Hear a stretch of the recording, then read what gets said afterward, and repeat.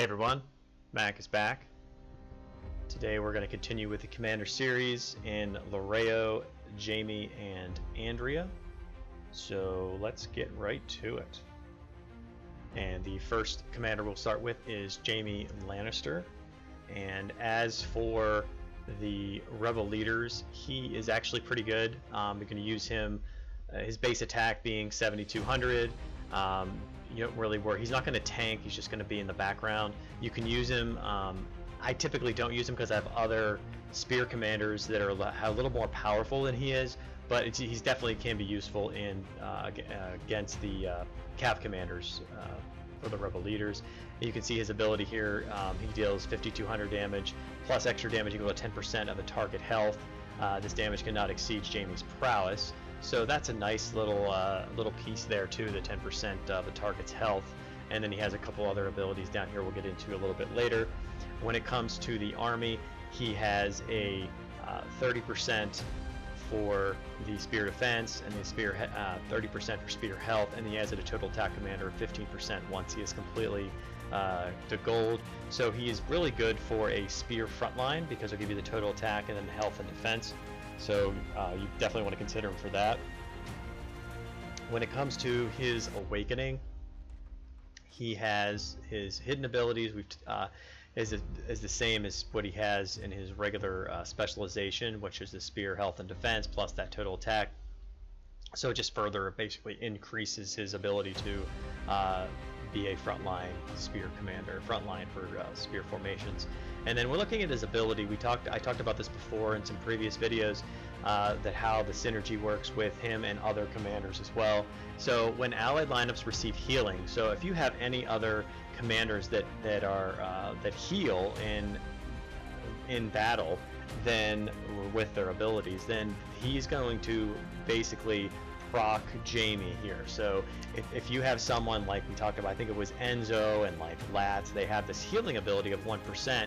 So when that happens, then Jamie here procs up, gets his ability off. So the lineup's normal attack changes to a weakness attack for 4 seconds. So basically the lineup's going to change into a weakness attack, and the weakness attack status is that attacks the enemy lineup with the most troops lost and cannot miss. So if there is a, I think this is the counter to Cersei's ability. So this basically doesn't let them miss when they're attacking. And for every one weakness attack taken by target lineup, weakness damage taken is plus 3%. So then it also gives an extra 3% attack damage on top of that. So it's doing extra damage, and then it's also the attacks the enemy lineup with the most troops lost. So then it's targeting that weak lineup and trying to destroy it, so then they can't have their commander get off their ability. So it's actually a really good synergy if you can put him together with a bunch of commanders that heal. So this ability is very, very nice. It can work really well in unison with other commanders. So let's go to the tavern. And Jamie in the tavern is very good with his leadership and combat.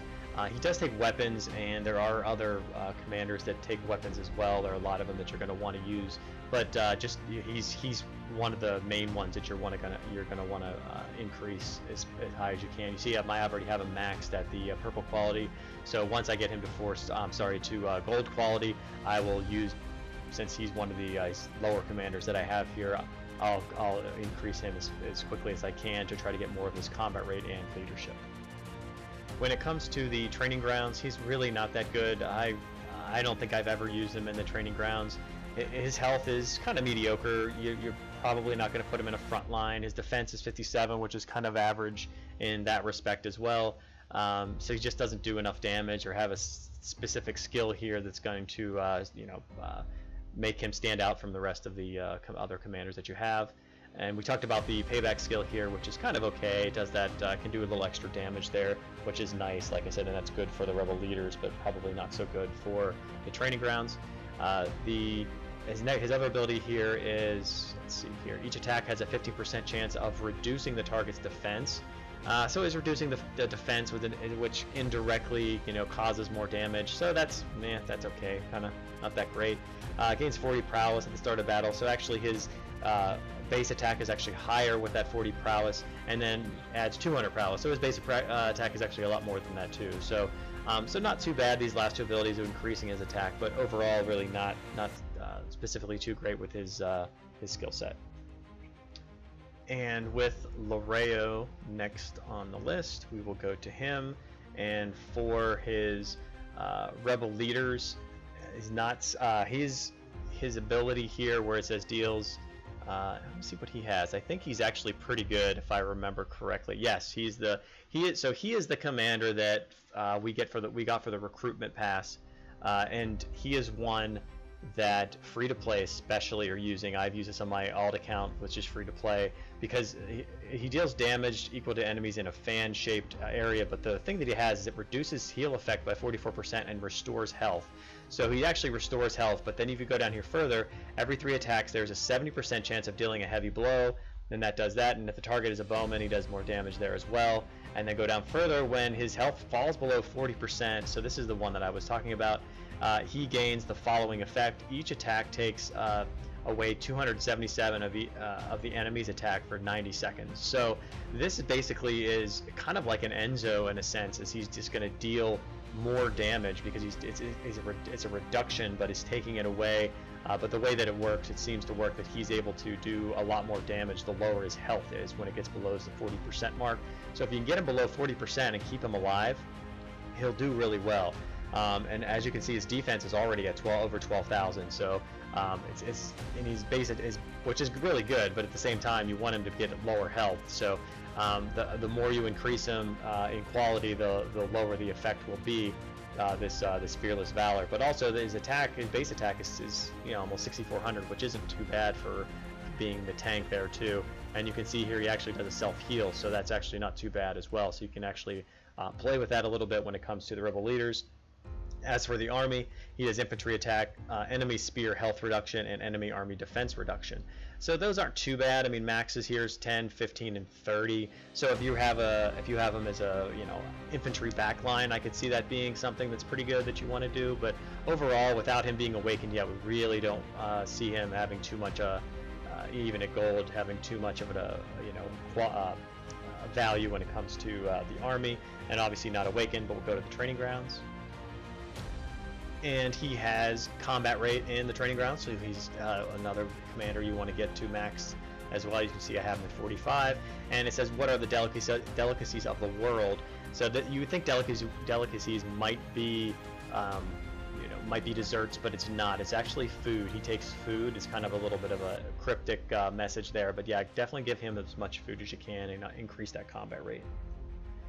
And as for the training grounds, I have never used him. I've never really even considered using him. There might be, there might be a way to put him in there and be able to get this ability off like Enzo did, and maybe it's actually really good. I don't know. There are other formations out there that I think are better than they're like because you use a lot of bow commanders in the training grounds because you like that back line. Where Lareo, it just takes him too long to get to the front line if you put him in the back, and he dies too quick because he doesn't have much health. So not too good in the training grounds. And I kind of went over the skill evaluation, over these skills, and the Fearless Valor is really the nicest one because it's kind of a damage reduction in that sense. And he also does his self-heal, which I think is really, really good as well, to be able to keep him alive and long enough to be able to get the other use the other ability and him to do much more damage. And the last one of this trio is going to be Andrea. She is one that I've kind of neglected myself to upgrading, and that's not out of her not being very good. She's very good for the infantry front line, as I'll show you. But when it comes to rebel leaders, she's not that good. She's a tank, and as you can see here, she's defensive. So you're going to want to use her in that respect, but overall against a rebel leader she just doesn't do enough damage or have any skills that are going to do enough damage as well. But when it comes to the army, she does have infantry health, attack, and defense, so she's very good for that front line. Their totals are going to be 30% across the board once she is upgraded fully, so that's nice as well. And then you can add on top of that her infantry defense, health, and attack as well from hidden ability, so that's something you'll want to do as well. And her being female, she can also have that synergy with Layla. So if you do have an infantry front line, you might consider that. And then when you look at her ability, when infantry, her 4-star ability, when your infantry proportion is greater than the enemy's spearman proportion, infantry defense is 30%, and then when the opposite is true, you gain 30% attack. That's kind of a lower end 4-star ability. I wouldn't recommend getting that far. But let's go over to the tavern now. And in the tavern, she does have leadership here, so that's something that's becoming more prominent in the game than combat rate. Because if you're over 2,000, you know, if you're facing a whale, or not even a whale, just someone who's stronger than you, if their combat rate is more than 2,000, then they're not gaining any more advantage over you. Where if you have leadership, you could actually increase your rally size and your army size, so you could have have a better attack against somebody else, depending on your kind of stats, what you have. But overall, she's actually pretty decent. She takes desserts, which are very coveted when it comes to the tavern, but she's still someone that you want to increase. I like I said, I've neglected her a little bit, and I'm slowly increasing her, but she's just not really a priority for me at this point. And as for the training grounds, I never use her in there. She just doesn't have enough, doesn't have a stun that's really going to do anything, or she doesn't have like a massive damage that she's going to do. You can see she shouts out a defiance, and she deals 5,000 damage to the current target and adds defense for 9 seconds. That's really terrible. Then going down here, let's see here. Damage taken has a 30% chance to add 1,600 to defense. So now we're talking more defense. She is a defensive commander. Attacking has a reducing a target's attack and strategy by 30, and then she adds another. She's very defensive. Like, all she does is absorb damage and just try to protect the unit behind you in the training grounds. And that's not bad, but she's not powerful enough. I mean, Seg could do this way better than Andrea can, because Seg is like 30,000 more health and has a stun ability. So I wouldn't use her in that respect. So her skills are actually dreadful, and she's really not good in the training mode either. So yeah, overall, she's just not. She has some value in the game, more on the army side than she does when it comes to kind of these events. So until next time, Mac out.